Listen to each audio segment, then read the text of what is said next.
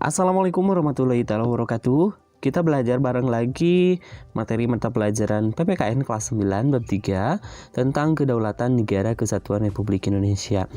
Nah, semenjak berhasil lepas dari penjajah bangsa asing, Indonesia adalah negara merdeka yang berdiri sendiri tanpa penindasan dan pengaturan bangsa lain.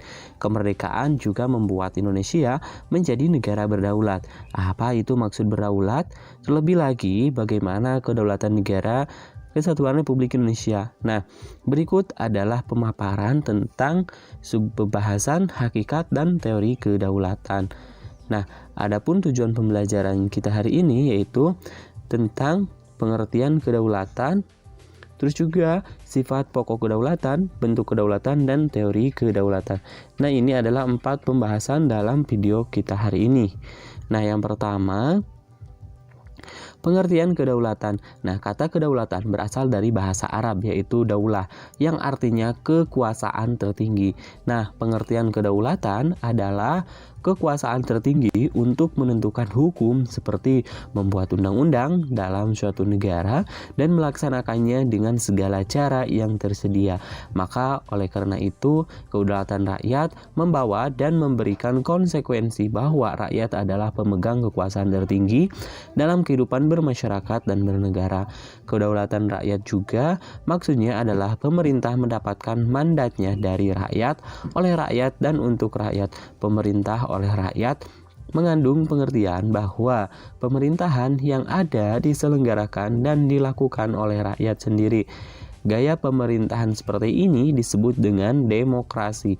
Demokrasi adalah pemerintahan dari, oleh, dan untuk rakyat. Yang kedua adalah sifat pokok kedaulatan. Nah, sifat pokok kedaulatan adalah kekuasaan tertinggi untuk menentukan hukum dalam suatu negara yang memiliki 4 sifat pokok, yakni asli, permanen, tunggal, dan tidak terbatas. Nah, maksud dari asli artinya kekuasaan tidak berasal dari kekuasaan lain yang lebih tinggi. Yang kedua, permanen. Maksud dari permanen adalah kekuasaan itu tetap ada sepanjang negara tetap berdiri walaupun pemerintah sudah berganti. Yang ketiga yaitu tunggal. Nah, sifat pokok kedaulatan tunggal artinya kekuasaan itu merupakan satu-satunya dalam negara dan tidak dibagikan kepada badan-badan yang lain. Serta yang keempat, tidak terbatas, artinya kekuasaan itu tidak dibatasi oleh kekuasaan lain. Yang selanjutnya yaitu bentuk kedaulatan. Kedaulatan atau kekuasaan tertinggi suatu negara terdiri atas 2 bentuk, yakni kedaulatan ke dalam dan kedaulatan keluar. Maksud dari kedaulatan ke dalam berarti bahwa bangsa yang merdeka memiliki kekuasaan untuk menyusun dan mengatur organisasi pemerintah sendiri menurut kehendak bangsanya sendiri, serta kekuasaan untuk mengelola semua yang ada di wilayahnya yang mengandung sumber daya alam baik dari darat, laut maupun udara untuk kemakmuran rakyatnya tanpa campur tangan negara lain berdasarkan peraturan perundang-undangan yang berlaku. Sedangkan yang kedua, kedaulatan keluar berarti mempunyai kekuasaan untuk berhubungan dan bekerja sama dengan bangsa lain tanpa terikat oleh kekuasaan lain. Contohnya, pelaksanaan kedaulatan keluar antara lain mengadakan perjanjian dengan negara lain, menyatakan perang atau perdamaian, ikut serta dalam organisasi internasional, dan sebagainya. Yang terakhir yaitu pembahasannya tentang teori kedaulatan. Nah, sebetulnya siapa sih pemegang kedaulatan dalam suatu negara? Benarkah rakyat atau justru pemerintah? Nah, terdapat beberapa pendapat mengenai siapa pemegang kekuasaan tertinggi dalam negara. Secara umum, pendapat-pendapat tersebut bersemayam pada beberapa teori-teori kedaulatan dari beberapa ahli kenegaraan yang diantaranya adalah yang pertama, kedaulatan Tuhan.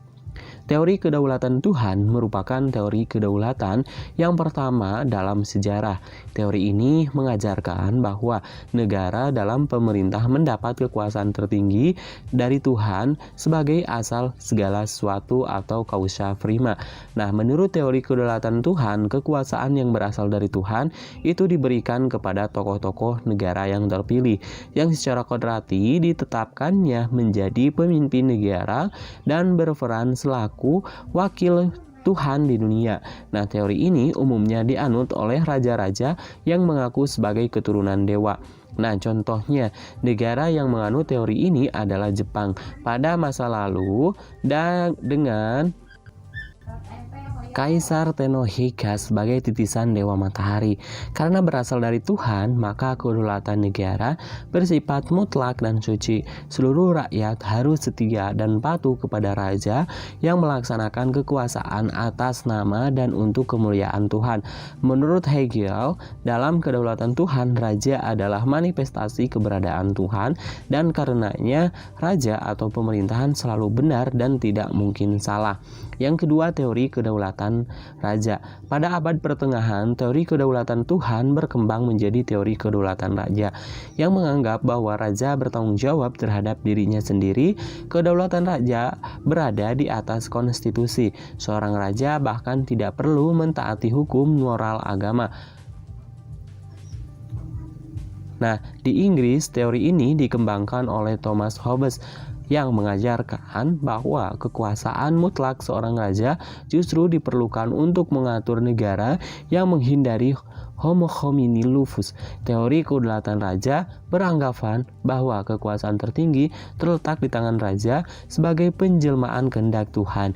Karena kedaulatan dimiliki para raja, akhirnya raja berkuasa dengan sewenang-wenang. Yang ketiga, teori kedaulatan negara. Menurut teori kedaulatan negara, kekuasaan tertinggi terletak pada negara. Sumber kedaulatan adalah negara yang merupakan lembaga tertinggi kehidupan suatu bangsa. Kedaulatan timbul bersama dengan berdirinya suatu negara. Hukum dan konstitusi lahir menurut kehendak negara yang diabadikan kepada kepentingan negara. Para penganut teori ini melaksanakan pemerintahan tirani. Hal tersebut terbukti melalui sikap kepala negara yang bertindak sebagai diktator.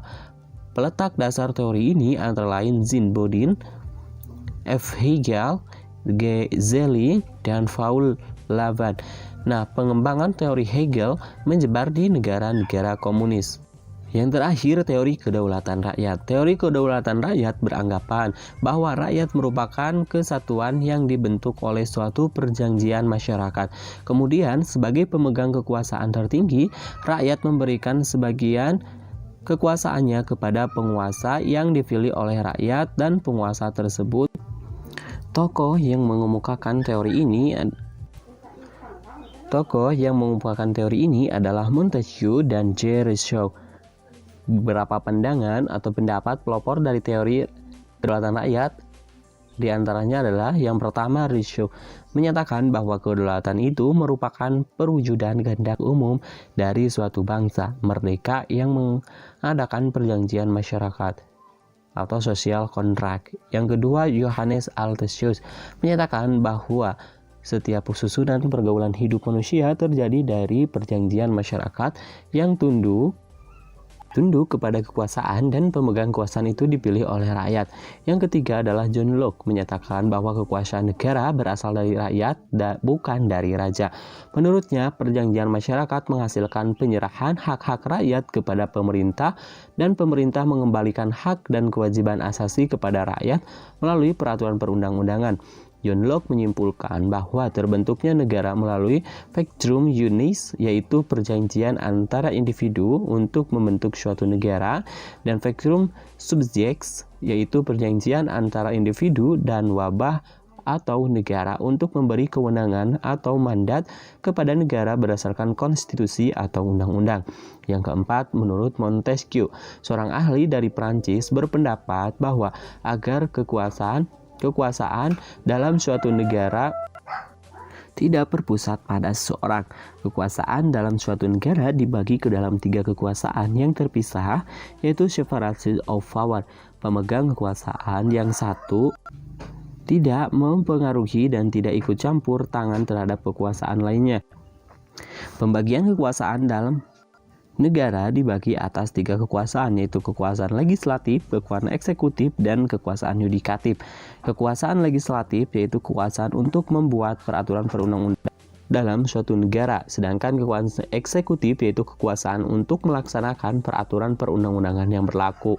Kekuasaan eksekutif sering disebut sebagai kekuasaan menjalankan pemerintahan, dan kekuasaan yudikatif yaitu kekuasaan untuk menegakkan peraturan perundang-undangan yang berlaku apabila terjadi pelanggaran. Kekuasaan yudikatif sering disebut juga sebagai kekuasaan kehakiman. Sampai jumpa di video pembelajaran selanjutnya. Kami akhiri. Assalamualaikum warahmatullahi wabarakatuh.